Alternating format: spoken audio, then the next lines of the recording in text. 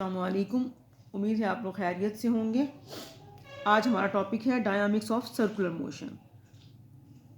Consider करेंगे एक body को जिसका मास m है, जो कि मूव कर रही है यूनिफॉर्म स्पीड v के साथ इन अ सर्कुलर मोशन, और जो सर्कुलर पाथ, और सर्कुलर पाथ का रेडियस क्या है r। अब डायरेक्शन ऑफ मोशन जो है बॉडी का वो चेंज होगा कंटिन्यूसली। ज़ाहिर बात है आपको पता है इस बात का कि जो बॉडी सर्कुलर मोशन में होती है तो उसकी बॉडी की जो मोशन की डायरेक्शन जो है वो कंटिन्यूसली चेंज होती है। इस वजह से उसकी जो वेलोसिटी होगी उस बॉडी की वो वेरिएबल वेलोसिटी कहलाएगी, और उसका जो एक्सेलरेशन होगा वो एक्सेलरेशन ए होगा। क्योंकि आपको पता है कि एक्सेलरेशन की डेफिनेशन क्या है।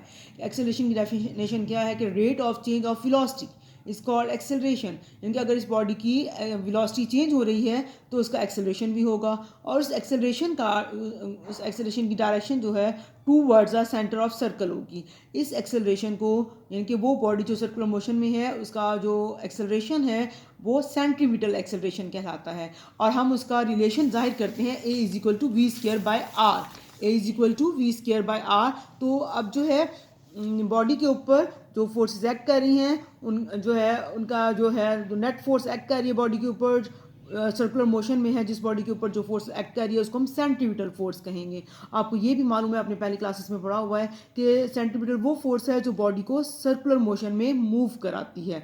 अब यहाँ पे जो है इसका जो है न्यूटन के सेकंड लॉ ऑफ मोशन के मुताबिक हमें पता है कि F is equal to m a. यहाँ पे समेशन F लिखा हुआ है क्योंकि नेट फोर्सेस जो एक्ट कर रही हैं उसका सम ले लेंगे तो वो किसके बराबर है, एम ए के। अब इस इक्वेशन में अगर हम a की वैल्यू पुट करें, a की वैल्यू हमने क्या निकाली है, सेंट्रीपिटल एक्सेलरेशन, जो कि बराबर है वी स्क्वायर बाय आर। तो हमारे पास रिलेशन बन जाएगा m v square by r. M v square by r क्या है, सेंट्रीपिटल फोर्स का रिलेशन, ये इसकी इक्वेशन है। अब बॉडी जो है मूव कर रही है सर्कुलर मोशन में, जो वो इक्विलिब्रियम स्टेट में नहीं होती है, क्योंकि जो नेट फोर्स एक्ट कर रही है बॉडी के ऊपर वो ज़ीरो नहीं है। क्योंकि आपको मालूम है कि इक्विलिब्रियम में मूव करने के लिए सम ऑफ लॉ ऑफ जो है इक्विलिब्रियम है आपका फर्स्ट इक्विलिब्रियम कंडीशन है, फर्स्ट इक्विलिब्रियम की फर्स्ट कंडीशन है, आपने फर्स्ट ईयर में पढ़ी है कि वो क्या है कि sum of forces is equal to zero. अब यहाँ पे जो बॉडी सर्कल में मूव कर रही है उसके ऊपर नेट फोर्सेज चूँकि ज़ीरो नहीं है, इस वजह से वो बॉडी जो है इक्विलिब्रियम स्टेट में नहीं है। अब सेंट्रीपिटल फोर्स को देखते हैं कि सेंट्रीपिटल फोर्स होती क्या है। अब वो फोर्स जो कि रिस्पॉन्सिबल है फॉर यूनिफॉर्म सर्कुलर मोशन के लिए और always directed towards the centre of circle is called centripetal force. यानी कि सेंट्रीपिटल फोर्स की डेफिनेशन है कि वो फोर्स जो यूनिफॉर्म सर्कुलर मोशन के लिए रिस्पॉन्सिबल है और ऑलवेज उसकी डायरेक्शन जो है towards the centre of circle होती है, उसको हम सेंट्रीपिटल फोर्स कहते हैं। अगर एक डिस्क है वो अटैच है एट जो है एक स्ट्रिंग में, उसके एक सिरे पर जो है अगर डिस्क को अटैच कर दें, ठीक है, और उसको जो है हम लोग जो है उसको हाथ से घुमाएं सर्कल में, तो क्या होगा कि जो जो उसको सर्कल मोशन में मूव करने के लिए जो फोर्स चाहिए, सेंट्रीपिटल फोर्स चाहिए, वो जो स्ट्रिंग के अंदर टेंशन होगी वो प्रोवाइड करेगी। इनके स्ट्रिंग के अंदर जो टेंशन है वो ये नेट फोर्स प्रोवाइड करेगी उसको मूव करने के लिए, सर्कुलर मोशन में सर्कल में मूव करने के लिए। अब जो है डिस्क एक्सेलरेट करेगा क्योंकि इसकी जो है वेलोसिटी की डायरेक्शन चेंज होगी, वेरिएबल वेलोसिटी है तो इसकी एक्सेलरेशन होगा और एक्सेलरेशन आपको मालूम है किसके बराबर होता है, a is equal to v square by r.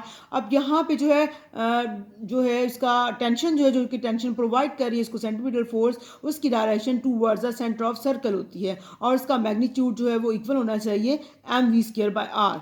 अब ये देखिए यहाँ फिगर देखिए, ये सर्कल है, ये जो है ये जो है हाथ से जो स्ट्रिंग का एक सिरा हाथ से पकड़ा हुआ है, दूसरे सिरे पर जो है डिस्क को अटैच किया हुआ है। डिस्क क्या है कि सर्कुलर मोशन में है, ठीक है। अब जो है हर लम्हे पे आप देखिए इसकी वेलोसिटी जो है वो चेंज हो रही है। अब इसकी जब वेलोसिटी चेंज होगी तो इसके अंदर एक्सेलरेशन प्रोड्यूस होता है। अब टेंशन की जो डायरेक्शन है वो towards the centre of circle, ये टेंशन जो है, टेंशन की जो फोर्स है वो उसको सेंट्रीपिटल फोर्स प्रोवाइड कर रही है to move in the circle. अब ये है कि अगर जो है स्ट्रिंग को हम जो है रिलीज कर दें, इस पॉइंट पे आके स्ट्रिंग को अगर रिलीज कर देते हैं तो जो है इस डिस्क के ऊपर कोई जो है फोर्स नहीं एक्सर्ट हो रही होती है। डिस्क जो है मूव करेगी विद कांस्टेंट स्पीड के साथ in a straight line along the direction of tangent to the circle. अब जो है जो फोर्सेस रिस्पॉन्सिबल हैं फॉर यूनिफॉर्म सर्कुलर मोशन के लिए उनको हम कहेंगे जो है सेंट्रीपिटल फोर्सेस कहेंगे, क्योंकि ये towards the centre of circle होती हैं। फॉर एग्जांपल जो है यहाँ पे हम जो है ले रहे हैं मून और अर्थ की एग्जांपल। अब जो है मून रिवॉल्व कर रहा है अराउंड द अर्थ, तो सेंट्रीपिटल फोर्स जो है अर्थ की जो है ग्रेविटेशनल पुल है जो है ऑन द मून, वो प्रोवाइड करेगी सेंट्रीपिटल फोर्स मून को रिवॉल्व करने के लिए अराउंड द अर्थ। अब देखिए ये भी सर्कुलर मोशन की ही मिसाल है इसमें कि मून जो है रिवॉल्व कर रहा है अराउंड द अर्थ। अब मून को सेंट्रीपिटल फोर्स कौन प्रोवाइड कर रहा है? अर्थ की जो ग्रेविटेशनल पुल है वो मून को प्रोवाइड कर रही है जो है centripetal force to revolve around the earth.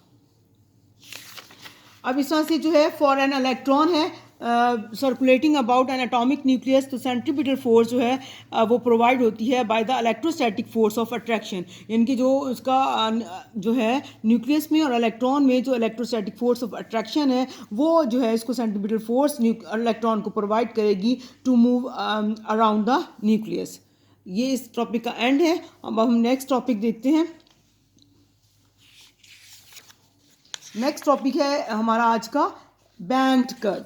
अब बैंक्ड कर्व क्या है कि जो है इस पे जो है एक अगर जो है कार है, हम कंसिडर करते हैं कार है जो कि मूव कर रही है विद स्पीड v के साथ एक लेवल रोड के ऊपर।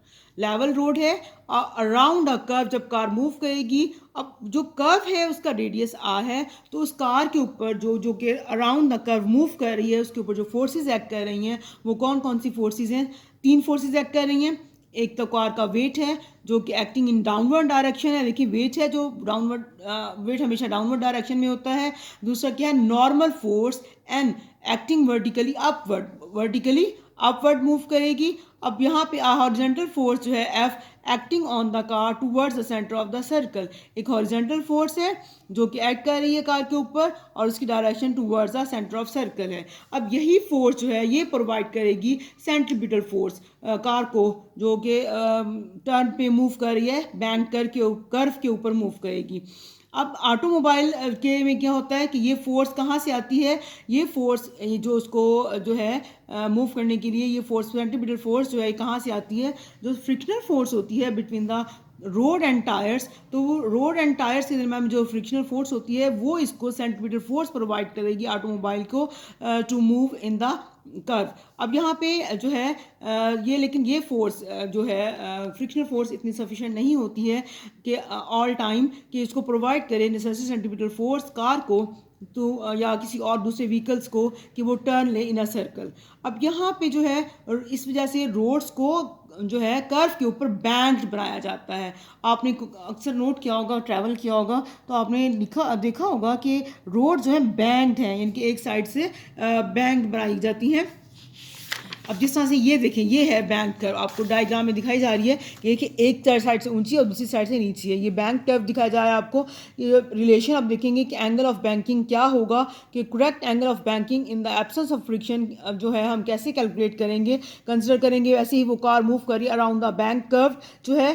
अब यहाँ पे जो है इसके ऊपर जो है नॉर्मल फोर्स एक एक्ट कर रही है, उसको हम 2 कंपोनेंट्स में रिजॉल्व कर देंगे। अब देखिए ना, एक वेट है जो कि डाउनवर्ड डायरेक्शन में, एक नॉर्मल फोर्स है जो कि अपवर्ड डायरेक्शन में है। तो इसके 2 कंपोनेंट्स होंगे, एक हॉरिजॉन्टल कंपोनेंट और एक वर्टिकल कंपोनेंट। देखिए ये है एन कॉस थीटा इसका हॉरिजॉन्टल कंपोनेंट और एक वर्टिकल कंपोनेंट है एन साइन थीटा।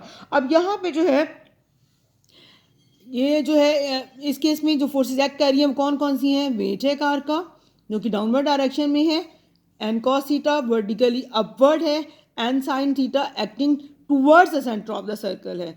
अब यहाँ पे एन कॉस थीटा है वो बैलेंस करता है इसके वेट को। एन कॉस थीटा आप देख रहे हैं यहाँ पे फिगर में, देखिए कि एन कॉस थीटा जो है अपवर्ड डायरेक्शन में और वेट है डाउनवर्ड डायरेक्शन में, इनकी एन कॉस थीटा इस वेट को कार के वेट को बैलेंस करेगा। तो हम यहाँ पे लिख सकते हैं कि N cos theta is equal to m g.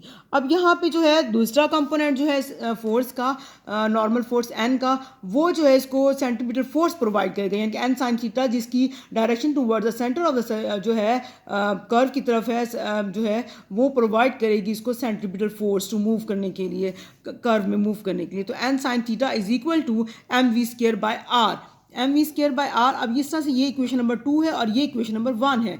अब 2 को हम 1 से डिवाइड करते हैं, N sign theta divided by N cos theta is equal to m v square by r divided by m g. अब एन से एन कैंसिल हो जाएगा तो एम से एम भी कैंसिल हो जाएगा, sine theta by cos theta is equal to v square by r g. अब आपको पता है कि sine theta by cos theta किसके बराबर है, ये टैन थीटा के बराबर है, और tan theta is equal to v square by r into g. ये है इसका रिलेशन एंगल का, ये रिक्वायर्ड एक्सप्रेशन है for the angle of banking है। अब जो है ये एंगल ऑफ बैंकिंग जो है ये डिपेंड करता है स्पीड ऑफ कार पे, और देखिए आप इस रिलेशन से देखें कि किस पर डिपेंड कर रहा है एंगल, वी स्केयर यानी कि स्पीड ऑफ कार पे, और दूसरा आर पे डिपेंड करता है। आपको पता है कि जी तो कांस्टेंट होता है, तो आर क्या है, radius of curvature, radius of curvature है रोड का। अब यहाँ पे देखिए इस एक्सप्रेशन में देखिए कि मैथ नहीं है यहाँ पे, इसका मतलब है कि जो है एंगल जो है मैथ ऑफ कार पे डिपेंड नहीं करता।